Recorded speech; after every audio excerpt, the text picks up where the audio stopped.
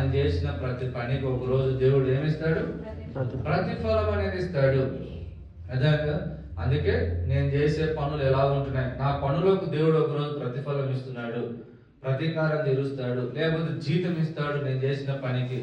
అందుకే నా జీవితంలో నేను చేసే పనులన్నీ కూడా ఎలా ఉంటున్నాయి అనేది మనలను మనమే పరీక్ష చేసుకోవాలి. అర్థమైందా? అందుకే ప్రతిఫలం అనేది దేవుడు ఏ దానికి ఇస్తాడు అని అంటే, 3వ వాక్యం మనం చదివాం, 2 సమూయేలు 22వ అధ్యాయం 21వ వచనం. ఏమన్నాడు దావీదు? నా నీతిని బట్టి యెహోవా నాకు ప్రతిఫలం ఇచ్చెను. కాబట్టి దేవుడు ఏ దానికి మంచి ప్రతిఫలం ఇస్తాడు, మంచి బహుమానం ఇస్తాడు అని అంటే నీతికి మంచి ప్రతిఫలం ఇస్తాడు.